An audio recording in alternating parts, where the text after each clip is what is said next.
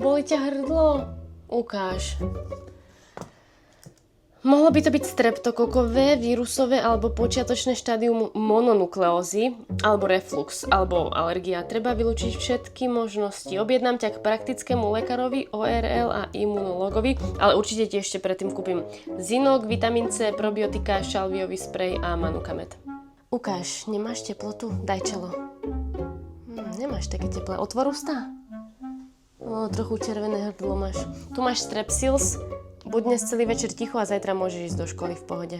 Ukáž, čo ti hovorí tvoj Oura Ring. HRV nízka, spánok narušený, recovery score 34, to je dosť zle. Idem ti kúpiť elektrolyty, kokosovú vodu a vývar z kosti v prášku, dobre? Idem ti spraviť studený obklad na čelo, daj si medzi tým aspirín a hneď potom spať. Zajtra bude dobre, uvidíš.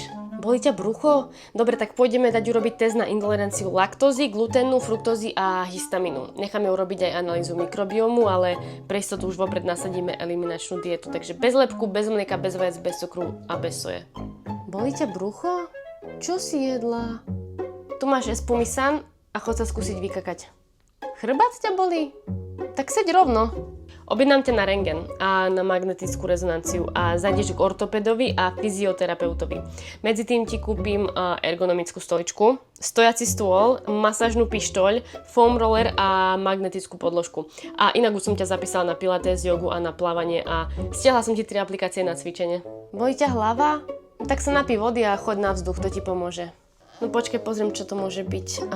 Migréna, tenzná bolesť hlavy, klastová bolesť, dehydratácia, nedostatok spánku, prebytok spánku, kofeínová abstinencia, predávkovanie kofeínom, zmena počasia, hormonálne výkyvy, nedostatok horčíka, vysoký tlak, nízky tlak, zápal vedľajších nosových dútin, glaukom, problém s krčnou chrbticou, mozgová príhoda alebo aneurizma.